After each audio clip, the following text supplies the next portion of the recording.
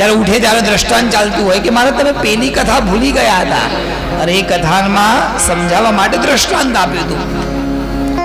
પરંપરા બે છે, એમાંની એક સુદ્રઢ પરંપરા એ પદ્મપુરાની પરંપરા.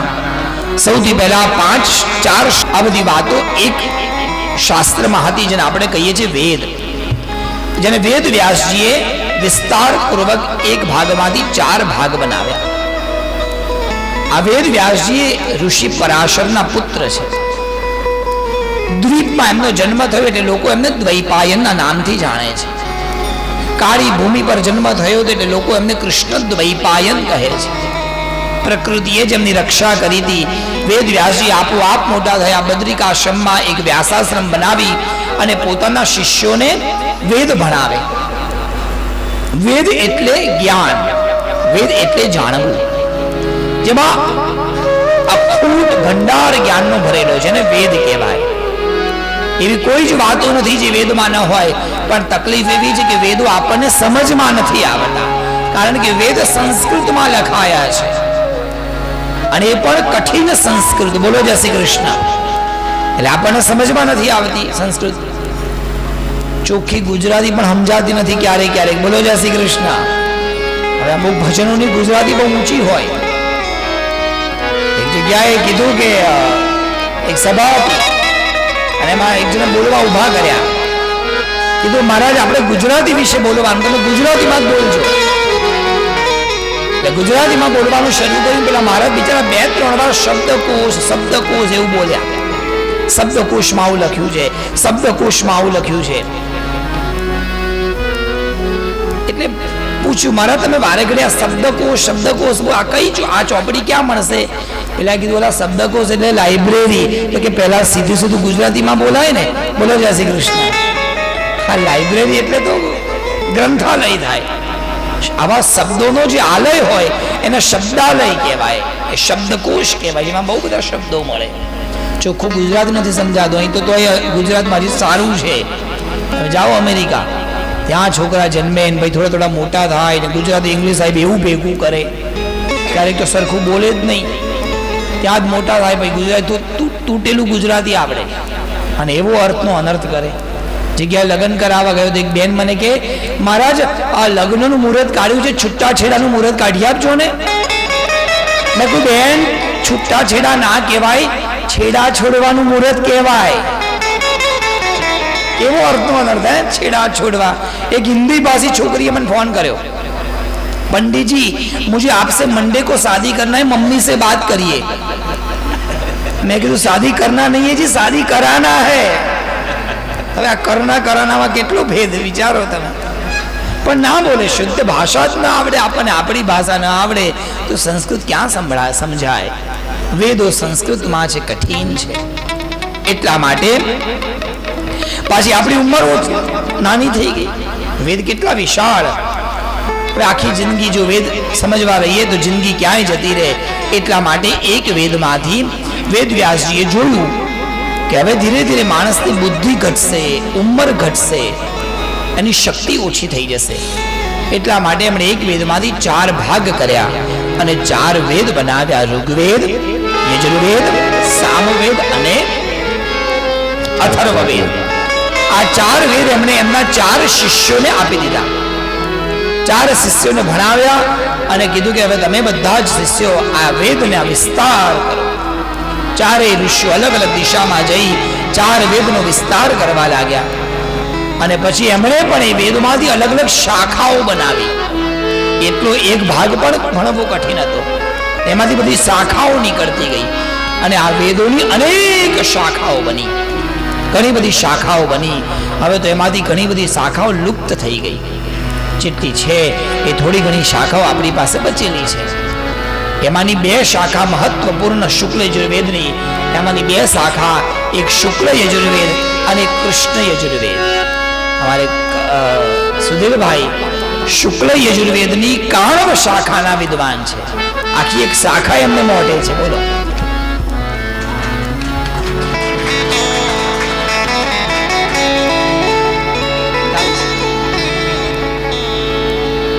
હા, બોલીએ 2 મિનિટ. હરિ ઓમ આ મંત્રનાદ કેવો હોય સાંભળો. ઓમ યુંજતે મન ઉત યુંજતે ધિયો વિપ્રાવિપ્રસ્ય બૃહતો વિપશ્ચિતાઃ વિહોત્રાદધે વયુના વિદેક ઇન્મહી દેવસ્ય સવિદુઃ પરિસ્તુતિઃ ઇદં વિષ્ણુર્વિચક્રમે ત્રેધાનિ દધે પદમ સમૂઢમસ્ય પાગ્નું સુરે સ્વાહા વિષ્ણોરાટમસि વિષ્ણોસ્નપ્ત્રેષ્ઠ વિષ્ણોસ્યુરસि વિષ્ણોર્ધ્રુવોસि વૈષ્ણવમસि વિષ્ણવે ત્વા. આ કાણવ શાખાનો મંત્ર. હવે યજુર્વેદનો સાંભળો. ધવલભાઈ શાસ્ત્રી યજુર્વેદ એક મંત્ર બોલશે પહેલી કાળીમાં.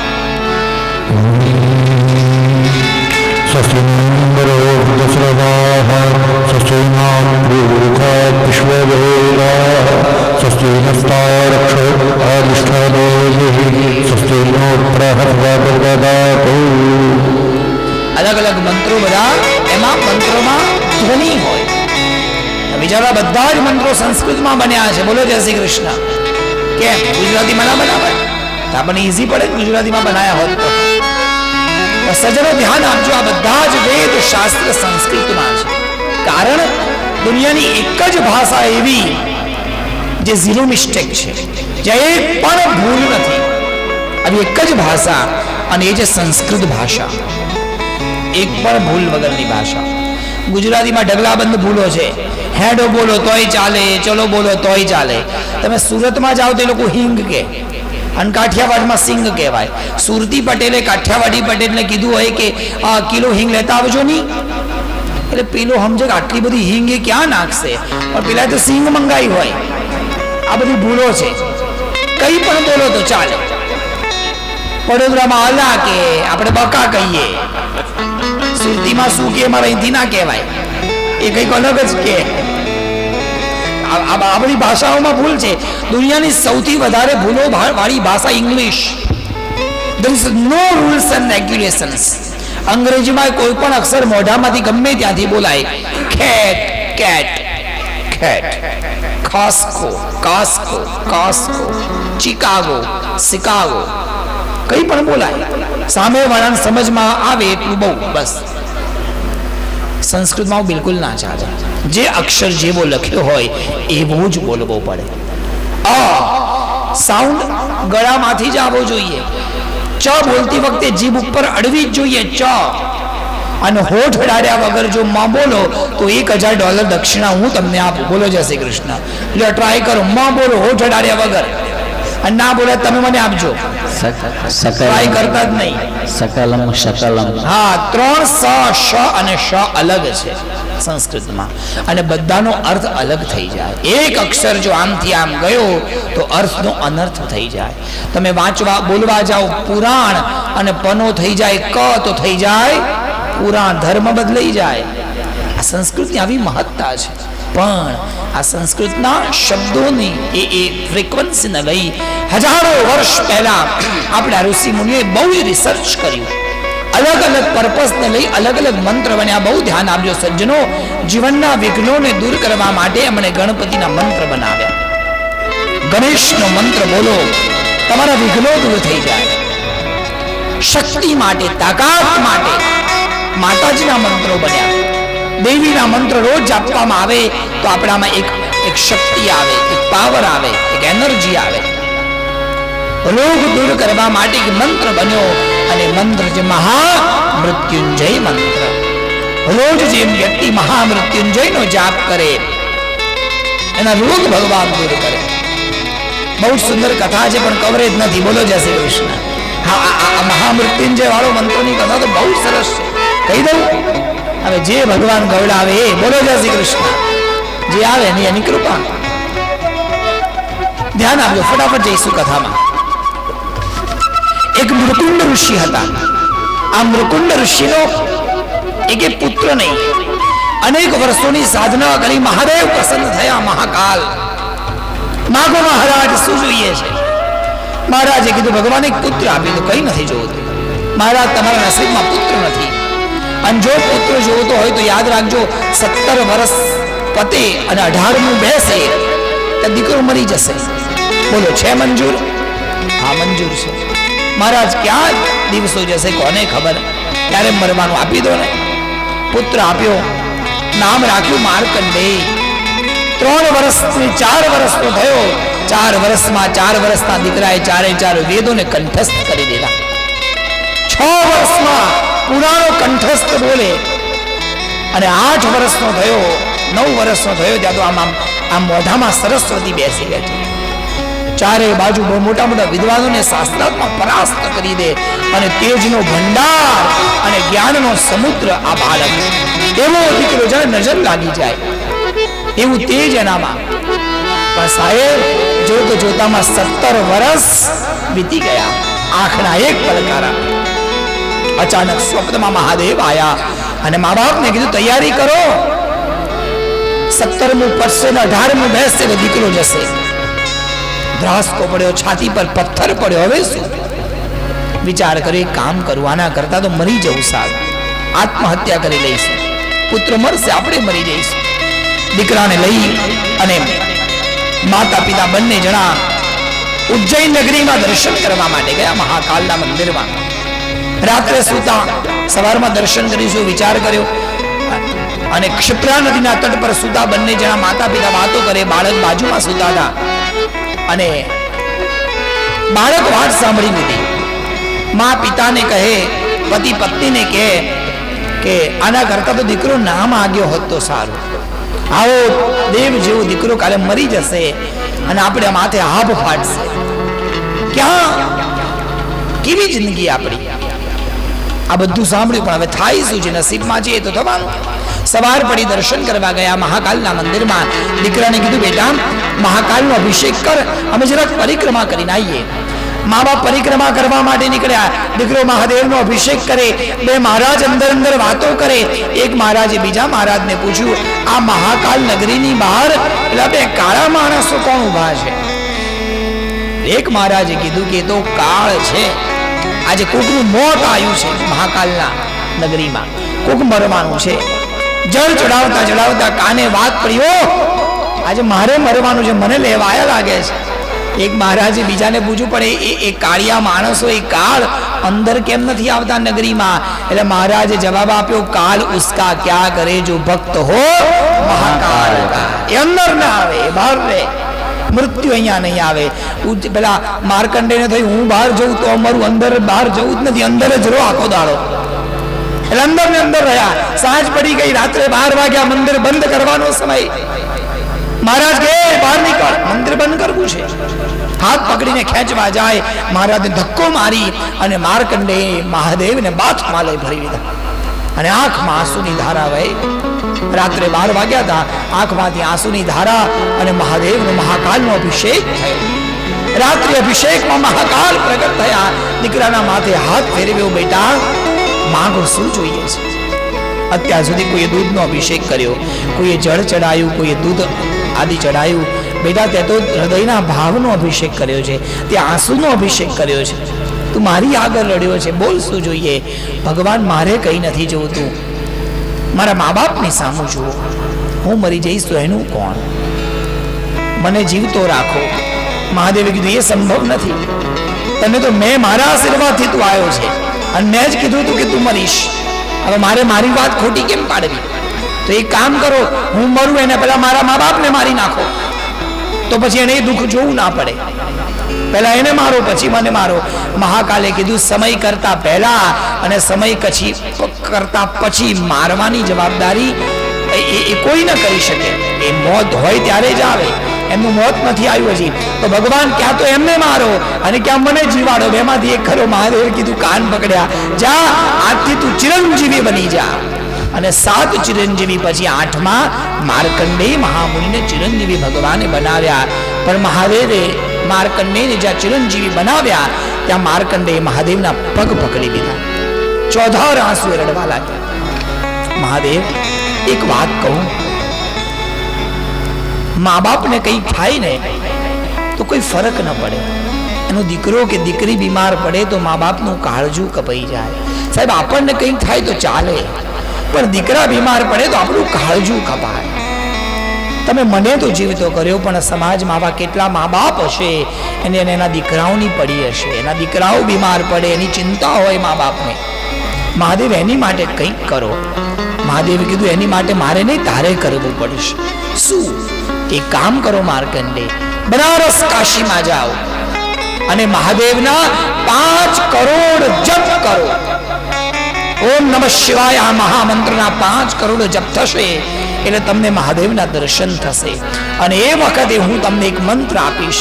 એ મંત્ર જે મા બાપ જપશે એના દીકરાઓના રોગ દૂર થશે. આ મંત્ર જાપ કરનારના શરીરની વ્યાધિ આદિ ભગવાન મહાદેવ દૂર કરશે. માર્કંડે મહામુનિ કાશીમાં ગયા અને કાશીમાં મેદાગીનથી આ બાજુ જાઓ, પેલી બાજુ અપોઝિટમાં, એક બાજુ વિશ્વનાથ જવાય, આ બાજુ જાઓ ત્યાં હું ભૂલી ગયો જગ્યા આવે, ત્યાં મહામૃત્યુંજય મહાદેવનું મંદિર છે. ત્યાં માર્કંડે મહામુનિએ મૃત્યુંજય કુંડ પાસે તપસ્યા કરી અને તપસ્યામાં 5 કરોડ ઓમ નમઃ શિવાયના જાપ કર્યા અને મહાદેવ પ્રગટ થયા અને મહાદેવે એક મંત્ર આપ્યો અને મંત્ર છે મહામૃત્યુંજય મંત્ર. બોલીએ મૃત્યુંજય મહાદેવ કી જય. બે ક્ષણ મહાદેવને યાદ કરીએ અને પછી સાગમધાની સાનિધાન ગમગ સાધની સતસૃષ્ટિતાંડવરચયિતા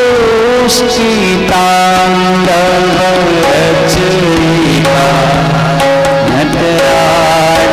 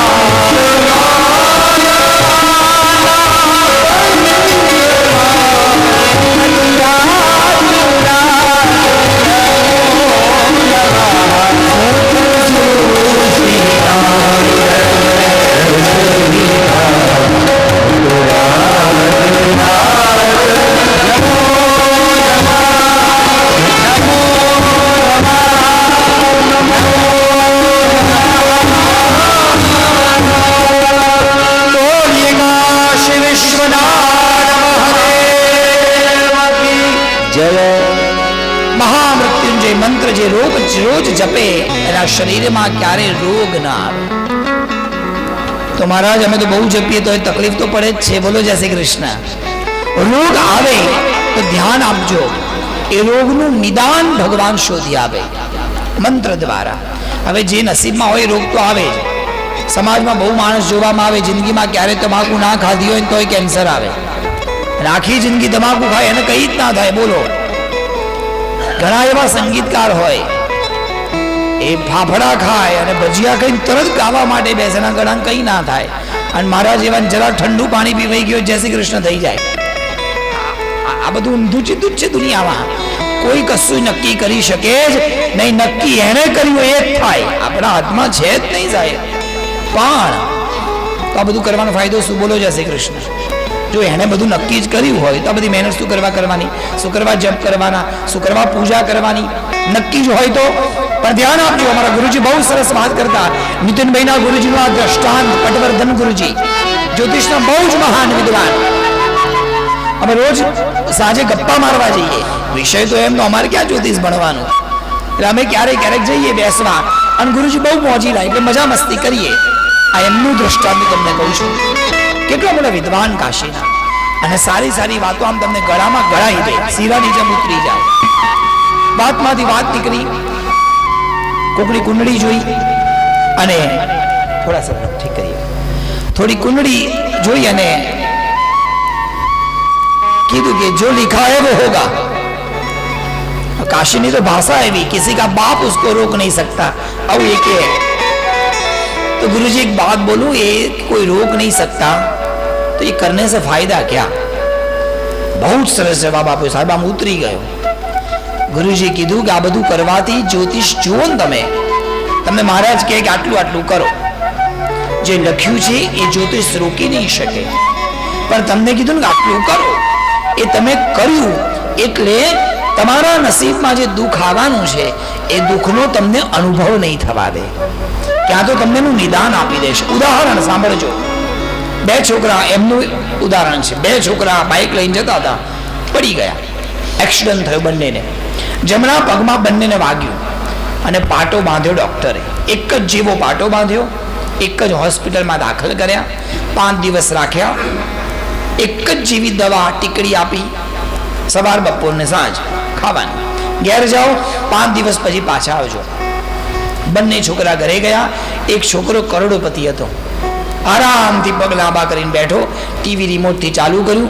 પરિવારવાળા આવે, મમ્મી કાજુ દ્રાક્ષ બનાવીને ફ્રાય કરી આપ્યા, બેઠા બેઠા ખાય.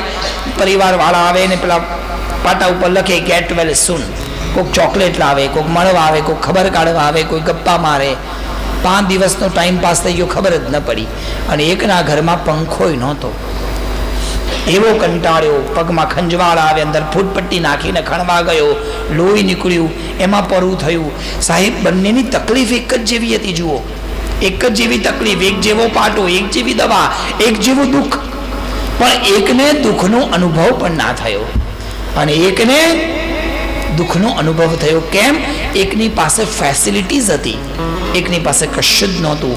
કર્મ કરશો, પૂજા કરાવશો, ભગવાન તમારી આજુબાજુમાં ફેસિલિટી ઊભી કરી દેશે, તમને દુઃખનો અનુભવ જ નહીં થાય. આટલી જ ગરમી અમારા અમેરિકામાં પડે, બોલો જય શ્રી કૃષ્ણ, પણ અમને અનુભવ જ ના થાય. કેમ?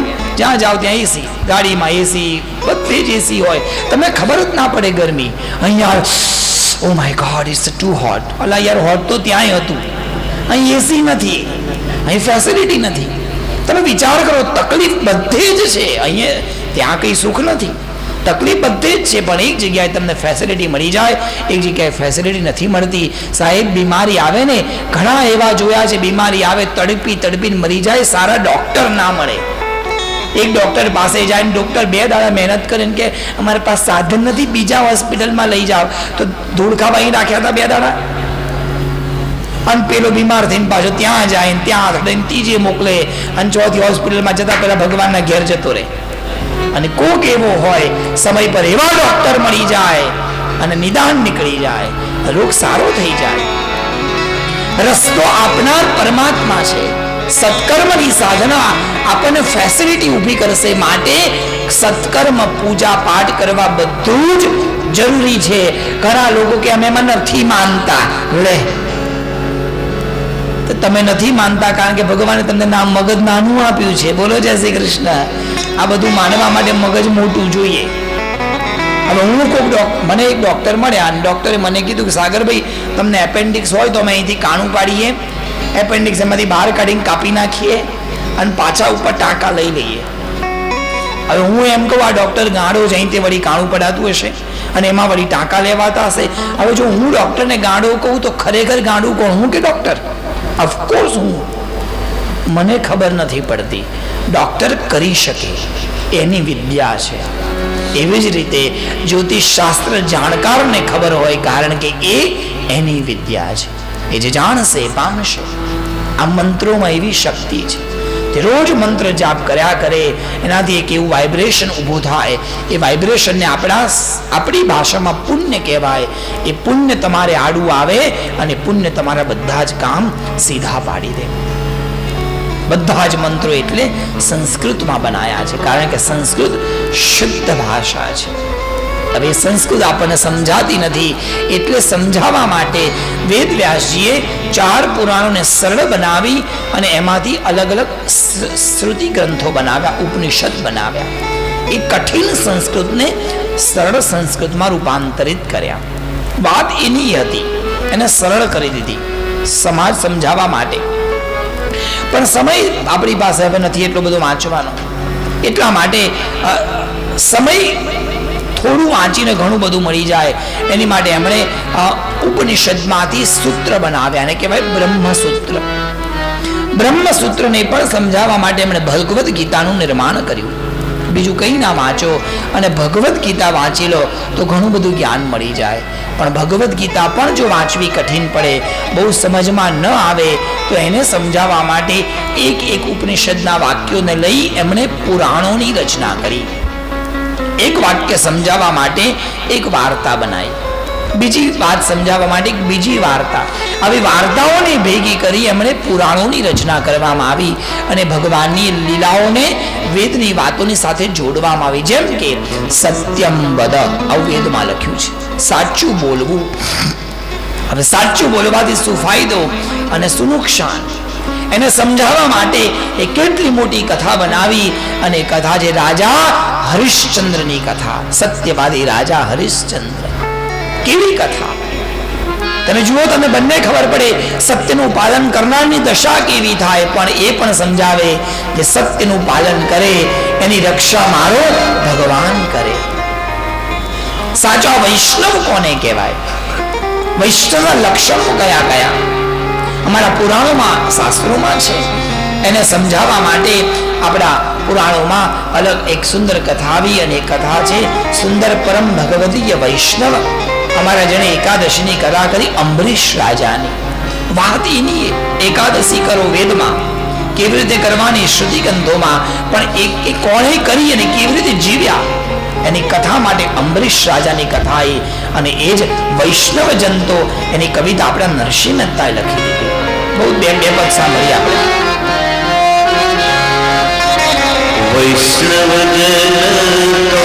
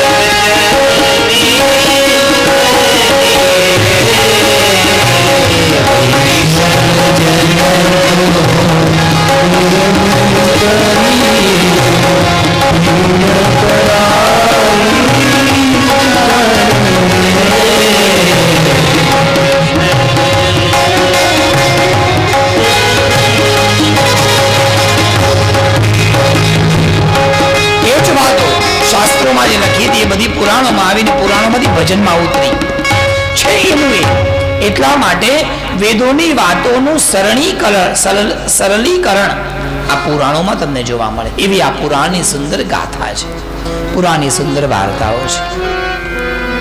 વેદવ્યાસજી મહારાજે એક વેદમાંથી 4 બનાવ્યા, શ્રુતિ સ્મૃતિ ગ્રંથોની રચના થઈ, 17 પુરાણોની રચના કરી. પણ તોય મનમાં ઉદાસી હતી. ઝાડ નીચે બેઠા હતા ઉદાસ થઈને, મન ઉદાસ, મનમાં ખિન્નતા હતી. અને અચાનક નારાયણ નારાયણ કરતા ત્યાં નારદજી પધાર્યા. નારદજી આવ્યા. નારદજીએ 2 હાથ જોડી વેદવ્યાસજીને પ્રણામ કર્યા. વેદવ્યાસજી ઉભા થઈ ગયા, નારદજીનું સ્વાગત કર્યું, આસન પર બેસાડ્યા, પગ ધોયા, આચમન આદિ કરાવ્યું. બહુ જ પ્રેમથી સંવાદ શરૂ થયો. અને હવે નારદ અને વેદવ્યાસજીનો સંવાદ ભાગવતજીમાં આવે. ચહેરો જોઈ અને ઉદાસીનું કારણ પૂછ્યું. મહારાજ, બધું બરાબર છે, પણ તમારો ચહેરો ઉદાસ છે.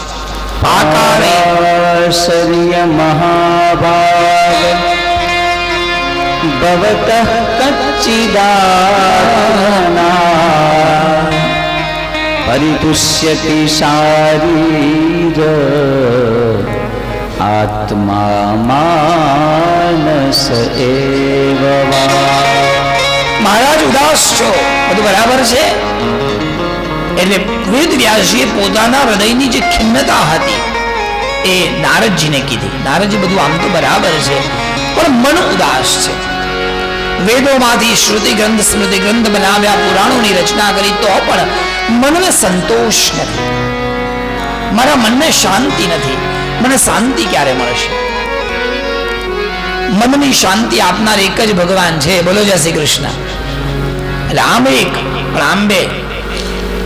હવે જે કૃષ્ણને માનતા હોય એની માટે મનની શાંતિ આપનાર માધવ, જે મહાદેવને માનતા હોય એના મત પ્રમાણે મનની શાંતિ આપનાર મહાદેવ.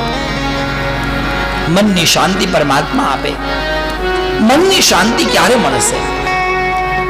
મહારાજ, મેં પુરાણોને બનાવ્યા પછી મહારાજ મનમાં ક્ષોભ ઉત્પન્ન થયો. ખબર નથી પડતી સાચું કોણ અને આમાં ખોટું કોણ. મેં પુરાણોમાં જુગુપ્સિત ધર્મનું વર્ણન કર્યું છે. અલગ અલગ પુરાણોમાં અલગ અલગ દેવતાઓની મહત્તા બતાવી. ગણપતિના શાસ્ત્રો વાંચો એટલે એમ જ લાગે ગણપતિ ભગવાન જ સૌથી મોટા ભગવાન છે. અને માતાજીનું દેવી ભાગવત વાંચો ત્યારે તમને એવું લાગે કે દુનિયામાં બીજું કશું છે જ નહીં, ખાલી માતાજી જ છે. હવે આમાં સાચું શું ને ખોટું શું ખબર ના પડે. તમે વિષ્ણુ પુરાણ વાંચો તો તમને એમાં એવું લખ્યું છે કે દુનિયામાં જેટલા દેવી દેવતાઓ છે બધા જ દેવી દેવતાઓ વિષ્ણુ ભગવાનમાંથી પ્રગટ થયા. ભગવાન નારાયણના જ આ બધા અવતારો છે. ભગવાન નારાયણના શરીરમાંથી જ માયા પ્રગટ થઈ. ભગવાનના શરીરમાંથી રુદ્ર, ભગવાનના શરીરમાંથી બ્રહ્માની ઉત્પત્તિ. આ બધું નારાયણ છે. આવું નારાયણ ઉપનિષદમાં લખ્યું છે. અને તમે માતાજીની કથાઓ સાંભળો, તમને એવું કહે કે બધું માતાજીમાંથી જ ઉત્પન્ન થયું છે. અમારે લલિતા ત્રિપુર સુંદરી માતા અને લલિતા સહસ્ત્રમાં લખ્યું છે, કરાંગુલી નખોત્પન્ન નારાયણ દશાકૃતિ. માં જગદંબાના એક એક નખમાંથી ભગવાન નારાયણની આકૃતિ પ્રગટ થઈ છે. અને એ જ વાતને આનંદના ગરબામાં વલ્લભ ભટ્ટે લખી.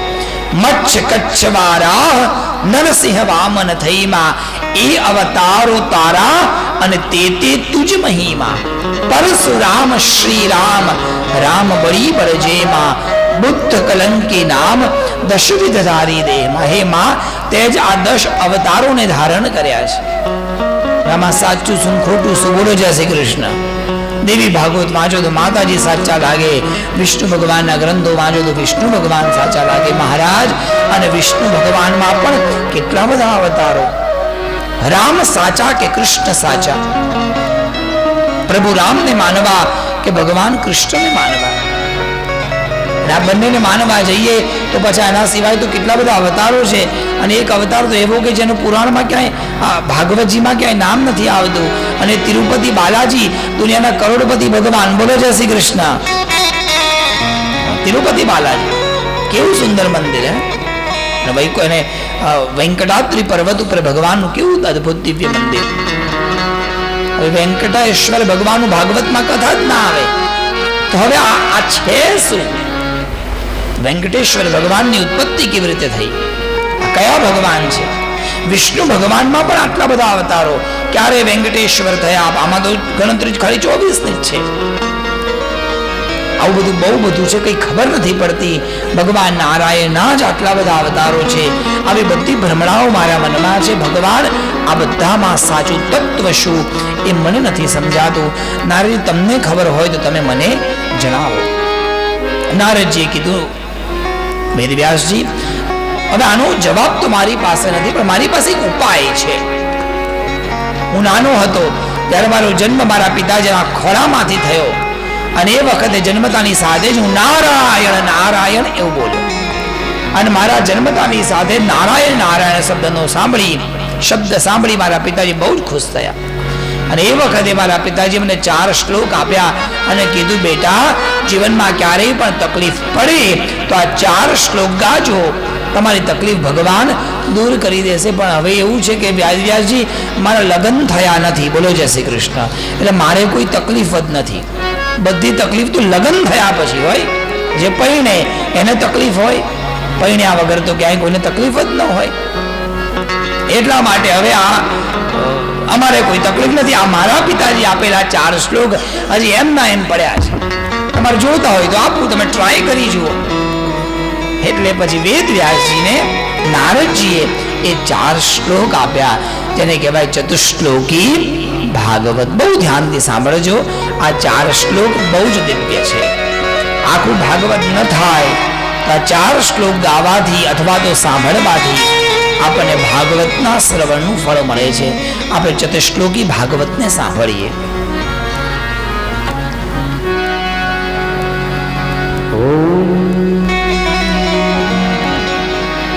શ્રી ભગવાન વાચ જ્ઞાનમ પરમ ગુહ્યમ યદ્વિજ્ઞાન સમન્વિતમ સરહસ્યં તદંગમ ચ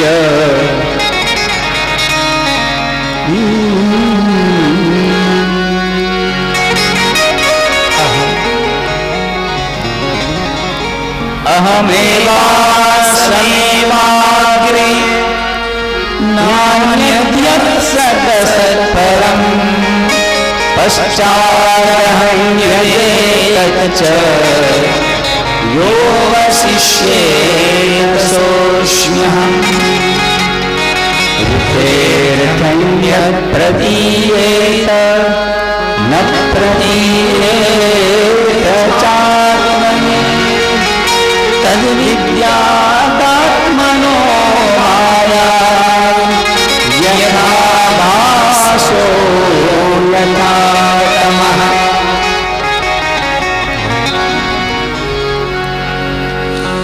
યથા મહાન્તિ ભૂતાનિ ભૂતેષુ ચાવચેષ્વનુ પ્રવિષ્ટાન્ય પ્રવિષ્ટાનિ તથા તેષુ ન તેષ્વહં.